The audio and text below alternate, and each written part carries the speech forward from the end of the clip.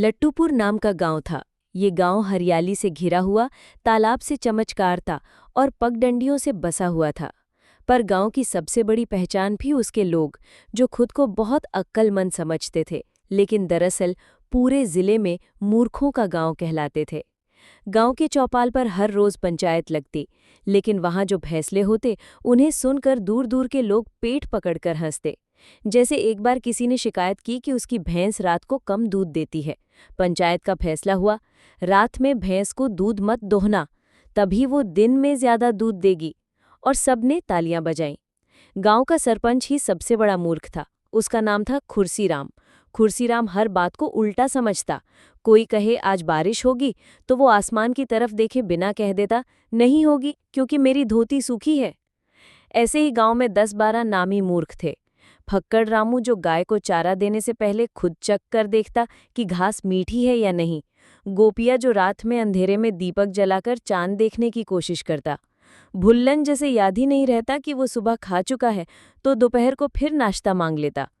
इन सब की मूर्खताओं से गांव का माहौल हमेशा हंसी मजाक से भरा रहता, लेकिन गांव वाले अपनी इन हरकतों को अक्लमंदी समझते। इसी गांव में एक दिन खबर आई कि पास के कस्बे से पंडित विश्वनाथ शास्त्री जी आ रहे हैं। वो बहुत ज्ञानी, वेदों के पंडित और नीति कुशल थे। गांव के मूर्खों ने सोचा, अगर पंडित जी हमारे यहाँ टिक गए तो हमारी अकल और बढ़ जाएगी। सरपंच खुर्सीराम ने तय किया कि पूरे सम्मान के साथ पंडित जी का स्वागत किया जाए। दोपहर का समय था। लट्टूपुर के गांव के बाहर की पगडंडी पर धूल उड़ रही थी। बैलगाड़ी पर सामान रखा हुआ था और उसके साथ साथ एक दुबला पतला चश्मा लगाए, माथे पर बड़ा तिलक और कंधे पर झोला लटकाए गंभीर से पंडित जी गांव में प्रवेश कर रहे थे। यही थे पंडित विश्वनाथ शास्त्री। गांव के लोग पहले ही चौपाल पर इकट्ठा हो चुके थे। जब बैलगाड़ी रुकी तो सरपंच खुर्सीराम ने आगे बढ़कर पंडित जी को माला पहनाई। लेकिन मूर्खों के गांव में स्वागत भी मूर्खता से भरा हुआ था। किसी ने पंडित जी के पैरों पर फूल चढ़ाने की जगह प्याज रख दिए, किसी ने आरती की थाली में दिया जलाने की जगह गोबर का उपला जला दिया, और फक्कड़ रामू तो नारियल की जगह पंडित जी को तरबूज फोड़कर चढ़ा आया। पंडित जी हक्के बक्के रह गए, पर उन्होंने सोचा ठीक है, ये लोग शायद भोले हैं। स्वागत के बाद गांव वाले पंडित जी को लेकर चौपाल पहुंचे। वहां पंडित जी को आसन दिया गया और सब मूर्ख बड़ी गंभीरता से बैठ गए, मानो अब कोई बड़ा ज्ञान सुनने वाले हों। पहली सभा। पंडित जी ने कहा, भाइयों, धर्म और ज्ञान से ही जीवन का कल्याण होता है। जो सत्य और नीति पर चलता है वही सच्चा मनुष्य है। अब मूर्ख मंडली ने अपने अपने ढंग से इसका मतलब समझा। गोपिया बोला, इसका मतलब हमें रोज भैंस को भी वेद सुनाना चाहिए। फक्कड़ रामू बोला, सत्य बोलना जरूरी है तो मैं अपनी बीवी से कह दूंगा कि वो सचमुच बहुत मोटी हो गई है। बुल्लन बोला, धर्म से कल्याण होता है तो कल से मैं नहाऊंगा नहीं ताकि धर्म बचा रहे। पंडित जी का माथा ठनका। उन्होंने सोचा, ये लोग बातें तो ध्यान से सुनते हैं पर समझते उल्टा है। पहला कांड। अगली सुबह पंडित जी को पूजा करनी थी। उन्होंने गांव वालों से कहा, एक स्वच्छ जगह पर मुझे पूजा के लिए जल और फूल चाहिए। अब मूर्ख मंडली जुट गई।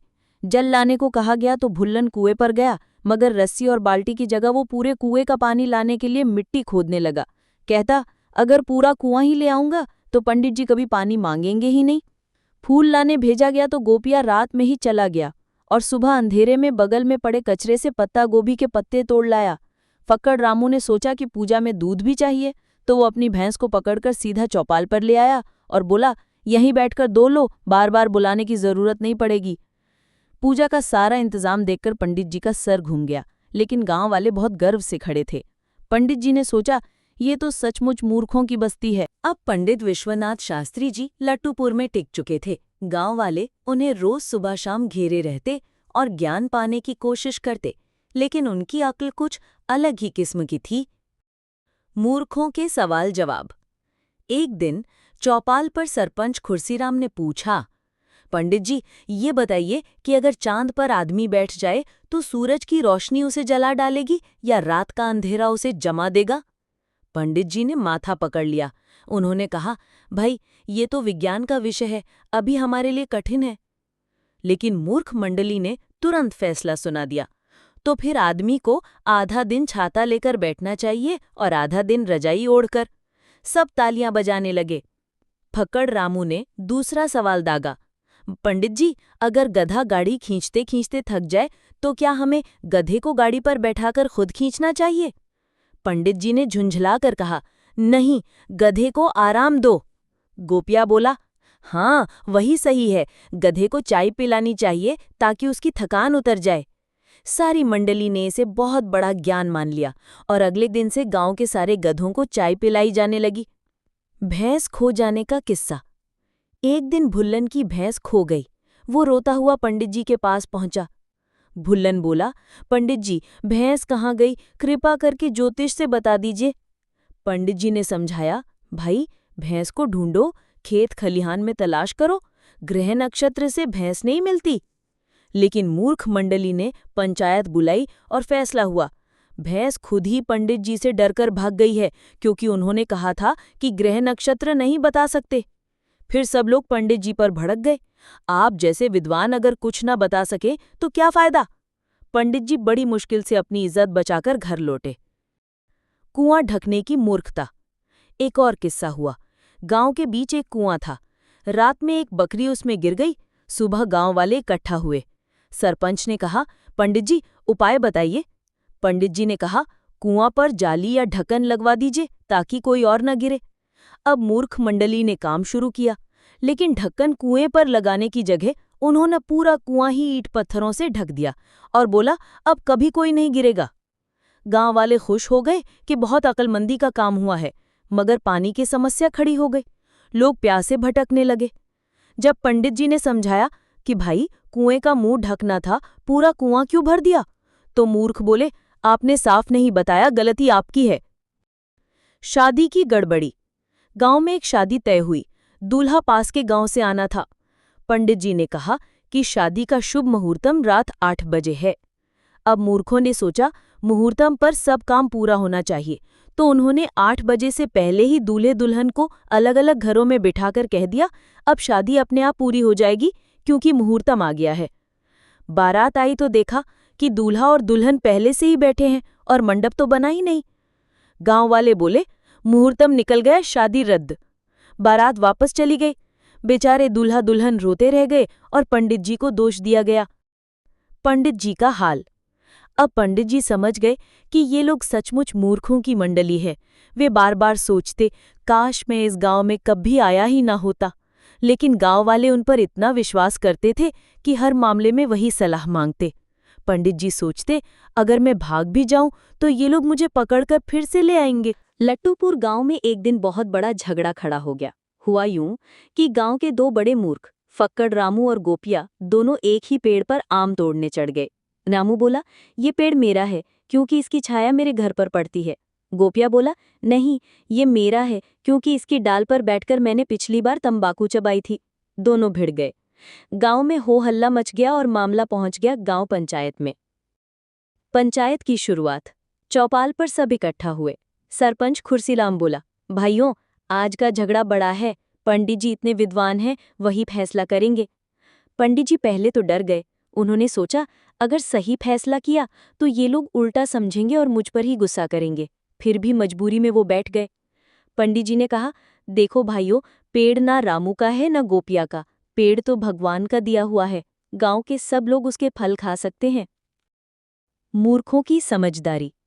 अब मूर्ख मंडली ने इसे अलग ढंग से समझा। भुल्लन बोला, मतलब पेड़ ना रामू का है ना गोपिया का, तो इसे काट कर बांट दो।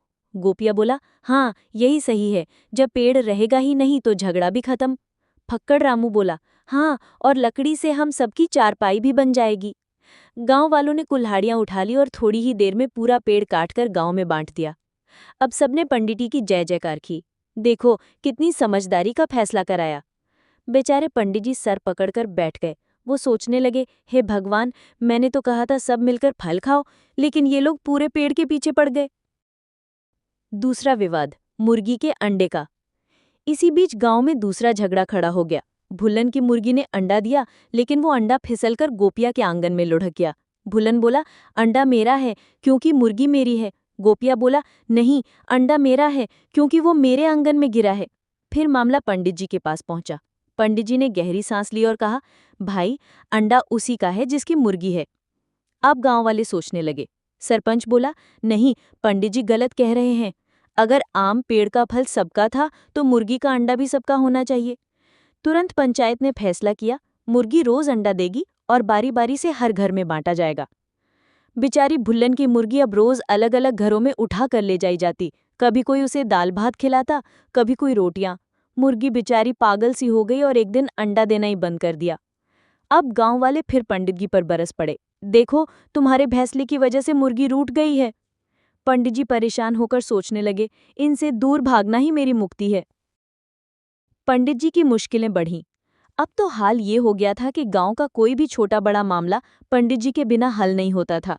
कोई कहता, मेरी धोती हवा में उड़ गई, अब मैं क्या पहनूं? कोई कहता, मेरे खेत में कुत्ता घुस आया, अब मैं क्या करूं? कोई पूछता, अगर सूरज डूब गया तो हमें दिया जलाना चाहिए या चांद की रोशनी का इंतजार करना चाहिए? हर बार पंडित जी जवाब देते और हर बार उनका जवाब उल्टा समझकर लोग गड़बड़ कर बैठते। पंडित जी का मनोमंथन। एक रात पंडित जी ने घर में बैठकर सोचा, मैं यहाँ क्यों फंस गया? ये लोग तो मूर्खता के सागर हैं। अगर मैं और रुका तो पागल हो जाऊंगा। मुझे किसी बहाने से इस गांव से निकलना ही होगा। उन्होंने योजना बनाई कि अगली सुबह गांव वालों से कहेंगे, मुझे गंगा स्नान के लिए बनारस जाना है। शायद इस तरह बच निकले। पंडित विश्वनाथ शास्त्री जी ने ठान लिया था कि अब चाहे कुछ भी हो जाए, उन्हें लट्टूपुर छोड़कर भागना ही है। मूर्खों की हरकतों ने उन्हें थका डाला था। गंगा स्नान का बहाना।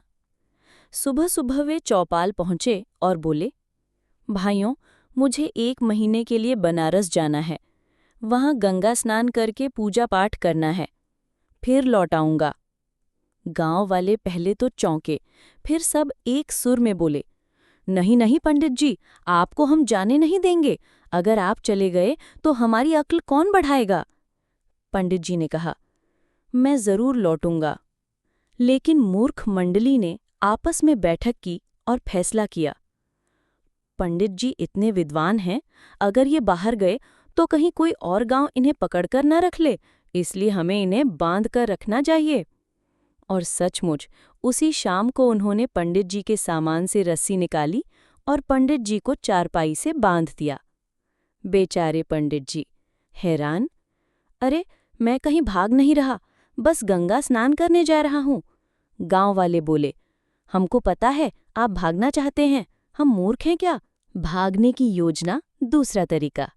अगली रात पंडित जी ने रस्सी काटकर किसी तरह खुद को छुड़ाया। वे चुपचाप गांव से बाहर निकलने लगे। लेकिन क्या हुआ? चौकीदारी कर रहे मूर्खों ने उन्हें पकड़ लिया। गोपिया बोला, देखो देखो, ये भाग रहे थे। फक्कड़ रामू बोला, अब हमें पंडित जी को सुरक्षित रखने के लिए पहरेदारी करनी होगी। और अगले दिन से हर समय 2-2 गांव वाले पंडित जी के घर पर पहरा देने लगे। पंडित जी की झूठी बीमारी। अब पंडित जी ने तीसरी योजना बनाई। उन्होंने निश्चय किया कि वे बीमारी का बहाना करेंगे। तो वे बिस्तर पर लेट गए और कराहने लगे, अरे मुझे बड़ी भयंकर बीमारी हो गई है, अब मैं कहीं नहीं जा पाऊंगा। गांव वाले बहुत चिंतित हुए। तुरंत पंचायत बैठी। सरपंच खुर्सीराम बोला, भाइयों, पंडित जी को कोई बड़ी बीमारी है, इसका इलाज भी इनसे ही पूछना चाहिए। पंडित जी ने कहा, मेरा इलाज बनारस की गंगा जल से ही हो सकता है। गांव वाले बोले, तो हम ही आपको बनारस लेकर चलेंगे। अब पंडित जी खुश हुए, चलो किसी बहाने से निकल तो रहा हूं। बनारस की यात्रा मूर्खों के अंदाज में। गांव के लोग बैलगाड़ियों में पंडित जी को लेकर निकले। रास्ते में तरह तरह की मूर्खताएं होती रहीं। कुएं पर पानी भरने के लिए बाल्टी डाली, लेकिन रस्सी बांधना भूल गए। नतीजा, बाल्टी गई कुएं में। रास्ते में एक पुल टूटा हुआ था। मूर्खों ने सोचा, अगर हम सब बैलगाड़ी से एक साथ जाएंगे तो पुल टूट जाएगा, इसलिए पहले गाड़ियां भेजो फिर बैल। नतीजा, बैल पीछे रह गए और गाड़ियां नदी में गिर गईं। किसी गांव में रुककर जब खाना बनाया गया तो मूर्खों ने सोचा कि चूल्हा जल्दी जल जाएगा अगर उस पर पानी डाल दें। नतीजा, चूल्हा ठंडा पड़ गया और पंडित जी को भूखे रहना पड़ा। पंडित जी हर बार माथा पीटते और सोचते, हे भगवान, इनसे पीछा कब छूटेगा। गांव लौटना। आखिरकार कई दिनों की भटकन के बाद मूर्ख मंडली पंडित जी को वापस लट्टूपुर ले आई। सरपंच बोला, हमने सोच लिया है कि आप कहीं नहीं जाएंगे, चाहे बीमारी हो या गंगा स्नान, सब यहीं गांव में होगा। बेचारे पंडित जी फिर फंस गए। पंडित जी का गुस्सा। अब तक पंडित विश्वनाथ शास्त्री जी का सब्र जवाब दे चुका था। हर रोज मूर्खों की कोई ना कोई हरकत उन्हें परेशान कर देती। एक दिन उन्होंने गुस्से में चौपाल पर आकर कहा, तुम लोग मुझे विद्वान कहते हो, पर मेरी एक भी बात समझते नहीं। जो कहता हूं उसका उल्टा कर बैठते हो। तुम सब सचमुच मूर्खों की मंडली हो। गांव वाले चौंक गए, लेकिन उनके चेहरे पर शर्म की जगह गर्व झलक रहा था। सरपंच खुर्सीराम बोला, देखा भाइयों, खुद पंडित जी मान गए कि हम मूर्ख हैं। इसका मतलब है कि हम में कोई खास बात तो है। बाकी सबने तालियां बजाईं। पंडित जी ने माथा पीट लिया। अंतिम कांड, आग का मामला। उसी रात गांव के एक घर में अचानक आग लग गई। लोग भागे भागे पंडित जी को बुलाने पहुंचे। पंडित जी, जल्दी आइए, घर जल रहा है। पंडित जी दौड़कर पहुंचे और बोले, पानी लाओ, जल्दी आग बुझाओ। लेकिन मूर्खों ने पंडित जी की बात का मतलब कुछ और निकाला। गोपिया बोला, अगर पानी डालेंगे तो घर गीला हो जाएगा, इसलिए आग को हवा देनी चाहिए ताकि जल्दी खत्म हो। फक्कड़ रामू बोला, हाँ चलो सब मिलकर पंखा झलते हैं। और सचमुच सब लोग चारपाइयां उठाकर पंखे की तरह झलने लगे। नतीजा ये हुआ कि आग और भड़क गई। जब पंडित जी चिल्लाए, अरे पागलों, पानी डालो, तो भुल्लन बाल्टी भरकर दौड़ा, लेकिन पानी डालने के बजाय उसने सोचा, आग तो ऊपर है, नीचे पानी क्यों डालना, और पानी पास के सूखे भूसे पर उड़ेल दिया। भूसा भभक कर जल उठा और आग पूरे गांव में फैल गई। गांव का जलना और पंडित जी का निर्णय। अब तो पूरा लट्टूपुर जलने लगा। अफरा तफरी मच गई। लोग इधर उधर भागने लगे। मूर्ख मंडली फिर पंचायत में जुटी और सरपंच बोला, आग इसलिए लगी है क्योंकि पंडित जी ने हमें मूर्ख कहा था। ये सब उनकी बद्दुआ है। सब लोग पंडित जी पर टूट पड़े। तुम्हारी वजह से गांव जला है। बेचारे पंडित जी को किसी तरह अपनी जान बचाकर भागना पड़ा। पंडित जी का पलायन। रात के अंधेरे में जब गांव धूं धूं कर जल रहा था, पंडित जी चुपचाप निकल भागे। वे सीधे पगडंडी पकड़कर कस्बे की ओर भागे और कसम खाई, अब चाहे कुछ भी हो जाए, लट्टूपुर गांव की तरफ कभी वापस नहीं जाऊंगा। गांव का हाल। गांव के लोग अपनी मूर्खता पर फिर भी शर्मिंदा न हुए। गोपिया बोला, हमारे गांव का नाम अब दूर दूर तक मशहूर होगा क्योंकि पंडित जी भी हमारी मूर्खता सहन न कर पाए। फक्कड़ रामू बोला, हाँ, हमें गर्व है कि हम सच्चे मूर्ख हैं। और सब मिलकर हंसने लगे। गांव तो जल चुका था, लेकिन उनकी मूर्खता जलकर भी राख न हुई। समापन। पंडित जी ने कस्बे में बसकर फिर कभी पीछे मुड़कर नहीं देखा। उन्होंने जहां भी प्रवचन दिया वहां ये चेतावनी जरूर दी कि अगर कभी लट्टूपुर नाम का गांव सुनो तो वहां भूलकर भी मत जाना, वरना तुम्हें ज्ञान नहीं मिलेगा बल्कि तुम्हारी अक्ल भी खो जाएगी। अगर कहानी अच्छी लगी तो लाइक, कमेंट, शेयर, सब्सक्राइब जरूर करना। चैनल को सपोर्ट करें। Thank you.